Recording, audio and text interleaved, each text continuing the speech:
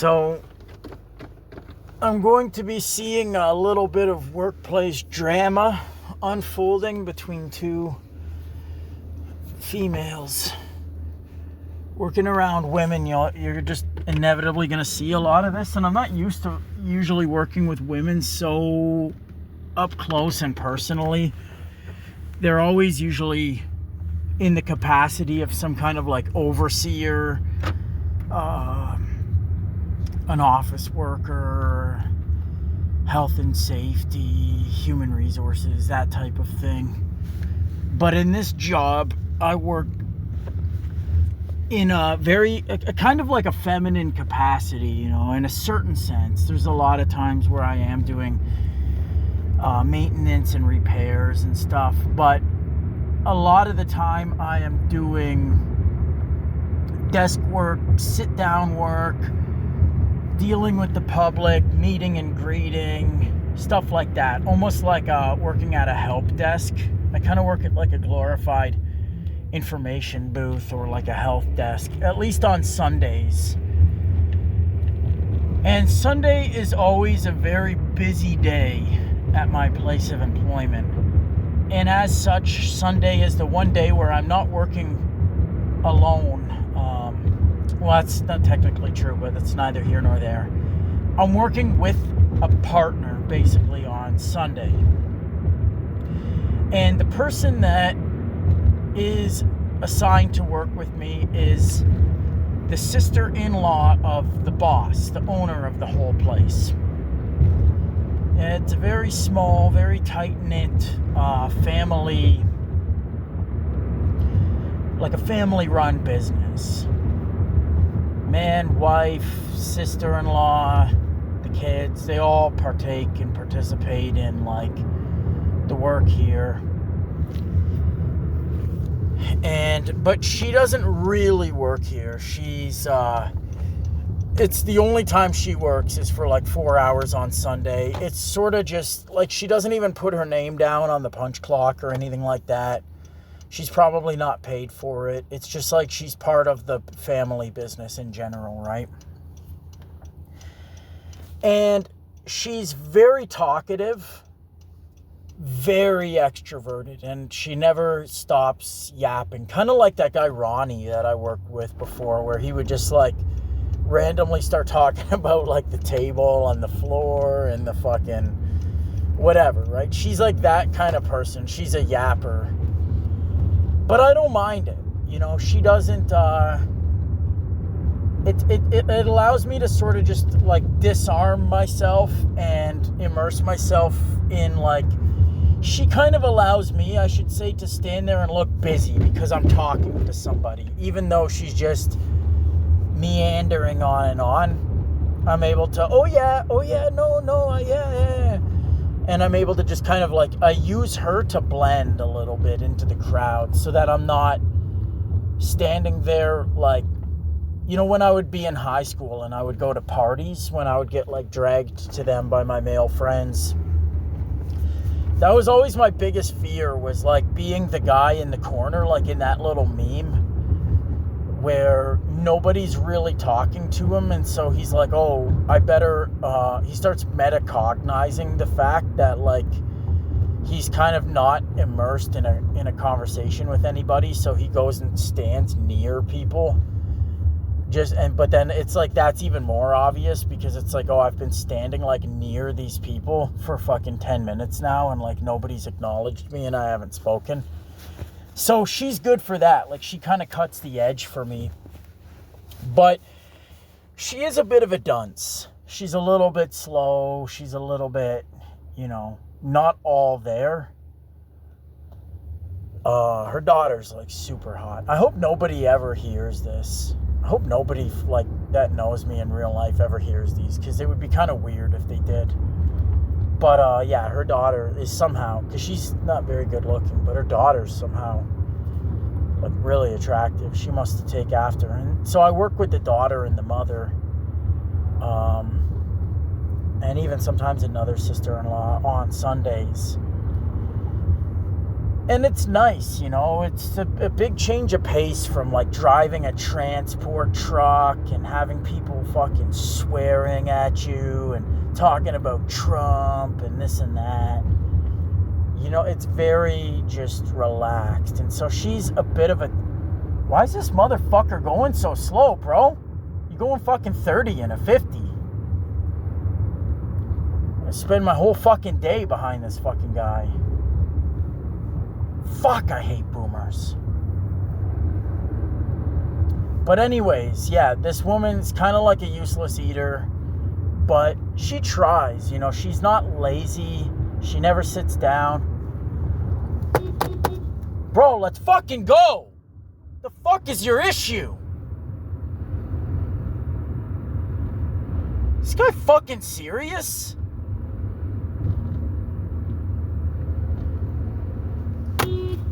Bro, the fuck is this guy's fucking issue? Is this guy having like a medical emergency or what? Swear to God, that's gotta be a fucking boomer, man. There's no possible other alternative scenario. Yeah, this guy's gotta be some geriatric fucking retard. Yeah, I understand it's not you, lady. I know there's a guy in front of you. I'm not fucking retarded. Like, I have two eyes and they function. And I have a fucking brain and a fucking cortex. Like, I'm not a retard, but... Anyways, so getting off track. Oh, where was I? So she's a bit of a dunce, right? This woman. But... she means well. She's like does everything in like good virtue. She tries hard. Like she's never on her phone. She's always, trying to be mindful of the time and what's going on. She's not like some useless fuck, right? But she's just a little bit of a dimwit. Like kind of a blissed out normie. That's how I'd say. Like just blissful NPC bliss, right? Head in the clouds a little bit.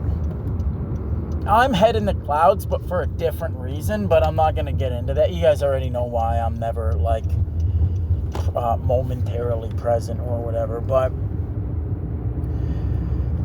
this other coworker that we have, she's like a Gen Xer, right? And she's not related to the family whatsoever. Like, no relation at all, but she's the most, senior person here. She's worked there only 5 years too. So like she works with a bunch of kids basically. Like all my coworkers are like people that come and go, part-time here, part-time there, students, summer breakers, shit like this, right? They're all 20, 25. I'm by far the second oldest guy there by like, I'm the next youngest one to me is like 10 years younger. And then she is like probably around 50 years old. I'm going to say she's around 50. And she's one of these ones that like takes work really seriously. And our job ain't that fucking serious. It just really isn't. It's not like we're working at like the Ford factory. It's not like we're working in a law firm. Like, I won't say exactly what I do. Maybe you guys can sort of like infer what I do a little bit from... I'm trying to be a bit more protective of this job because it's a little bit easier to dox this one. And it's a solid fucking gig. Like, I don't want to lose this one, right? I would be like pretty bummed out if I lost this one. Plus, I'm saving for a trip right now, so I want to just milk this fucker like a cow, right? So I don't want to have to like go back on the grind set and try and find another gig again if I lost this one. So I'm going to be like careful here with what I say. But it's not a serious job. Like, there's literally nothing that could seriously go wrong here. But she takes it really fucking serious. Like needlessly so. I have no parking on my fucking street. That's just great. Oh, I'm not parallel parking. Fuck that. So she takes this job like overly serious, right? And she's one of those people that will like inflate these trivial, these trifling matters. She'll inflate them to seem like very like serious issues that whatever, right? Oh, this needs to get addressed. This needs to get addressed. It's like she'll be talking about like a broken soap dispenser or something. Meanwhile, there's like 30 of them in the fucking building. Like, she'll be like, I said last week, I left a note here and blah, blah, blah, blah, blah. Like, just about stupid stuff, right? That nobody cares about. She's like totally just serious fagging on everybody. And she came in last week to relieve us from our shift, and she started sort of nagging about that we let some people in the building too early, like a little bit, or like 15, 20 minutes earlier than we should have. And she started going on and on. Well, if you do that for them, they're going to always expect it. And then when I'm here and I tell them no, because I follow the rules, then I'm the bad guy. You guys are making me the bad guy, right? And we sort of just, oh, sorry. Just kind of placate her so she'll shut the fuck up. But, anyways, so, fuck, what was I saying? Yeah, so she'll like serious fag and she'll nag us and stuff like that about all these, like, not being like totally to the rule, to the letter of the law. And, what ended up happening is somebody forgot something in the building last Sunday when they were here. And they called after, they left the premises. They were already far away and they realized that they had forgotten something. They called us and said, just keep it for me. I'm back every week. We'll see you then. Just put it aside for me. So she took the item. I never heard this. She sweared, I told you guys, right? I never heard this. But anyway, so she took said item.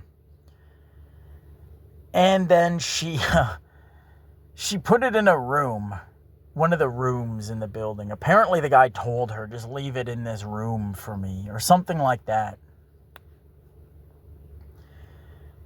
And so she did, but she didn't inform either of us that she like set this thing in a special place. So unbeknownst to us, we just went about our day as usual, and my coworker who I was working with, the boss's sister-in-law, unlocked the room and let a bunch of people go into it, not knowing that there was like any issue with doing so. And the thing got stolen. Allegedly, the thing was stolen.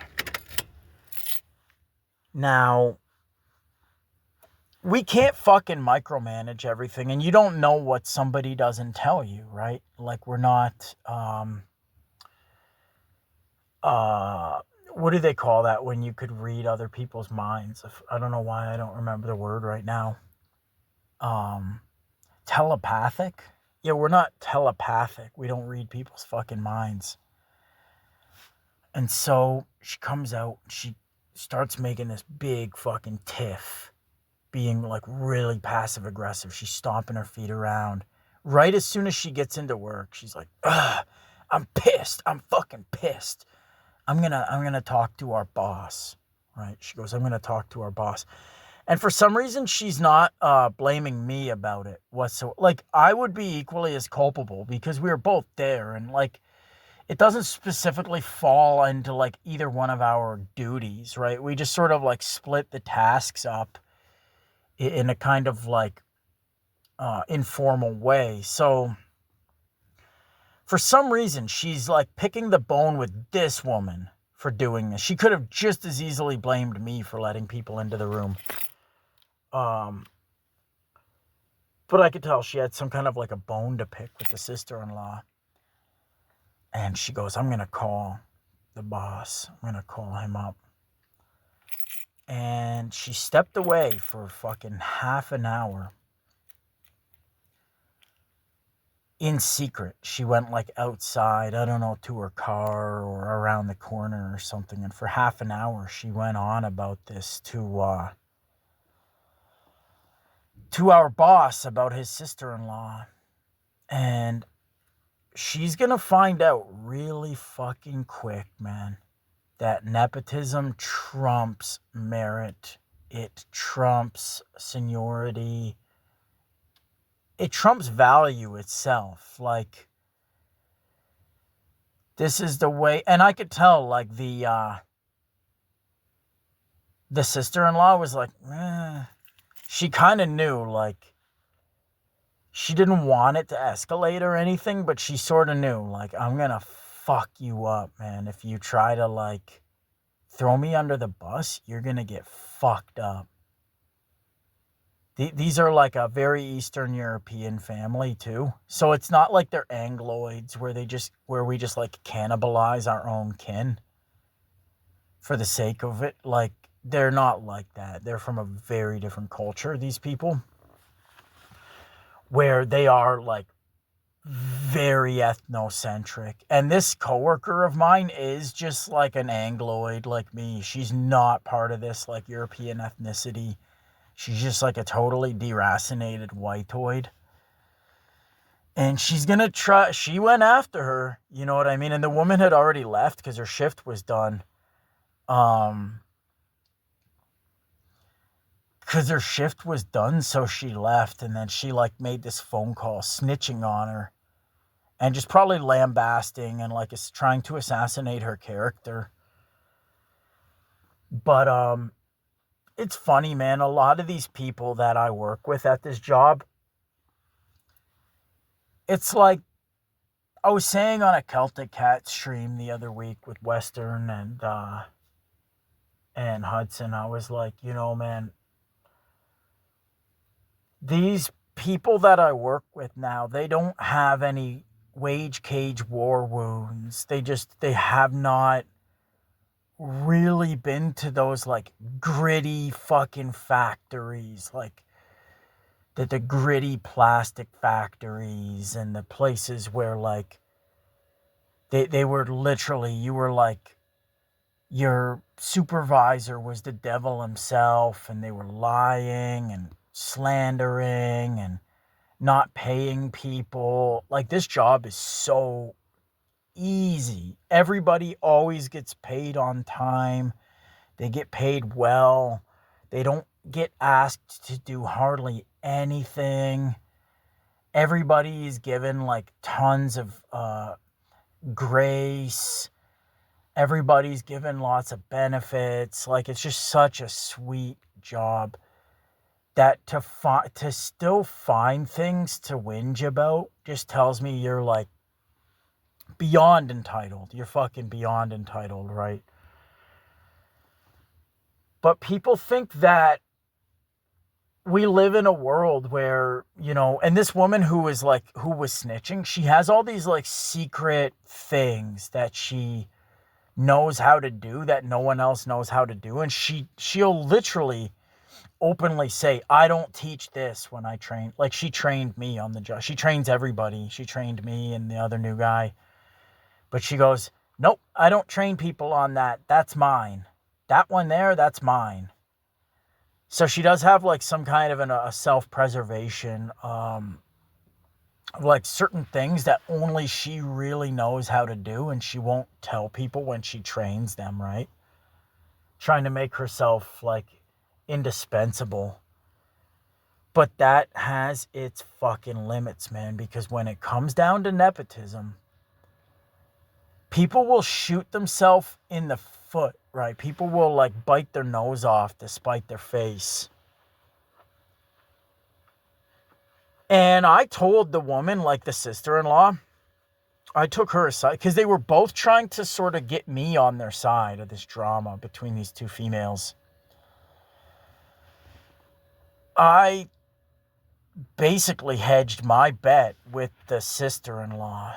Like, they both took me aside at a different time, like one-on-one, and she was like, yeah, that she's pissing me off. She's not doing this and that. She's fucking around and this. And I was sort of like, yeah, you know, I hear you. But I went with the sister-in-law. I'm like, you know what, man? If anybody tries to throw you under the bus, you tell them. It's as much my fault as it is yours. We're both here. How dare she try to single you out when she wasn't here? She doesn't know the context. Like, I went fucking to bat for her. Because I'm going to hedge my bet on her. I think she's going to come out on top. And she, you know, the one that was snitching was like really trying to make a big stink about it. She's like, you know, if the things that I'm bringing up don't get sort of addressed soon, I don't know as I'm going to be here any longer. I don't need this crap. And obviously talking out of her ass. But nevertheless, I could actually usurp her. Like, if I played my cards right, I'd be the next guy in line, even though I'm the newest hire, basically. I've been taking things very seriously, and because I am older and I have like a bunch of different skills, I have a very like vast background, and I show the most initiative. If she were to get fired, I'd be that guy. Like, I'd be like the HNIC, you know, head nigga in charge. So we'll see. I don't know. It'd be interesting to hear how this plays out, because like they were both just kind of dug in, standing their ground, and they were fighting over like they were fighting over me, getting me on their side. It was like very important to them. And people don't, just, you know, avoid work politics. No, lean into it, but be smart. Don't bet on a loser or you're going to lose. It's as simple as, simple as is. So, I don't know if this, just interesting development that I saw today. Anyways, dismal days indeed.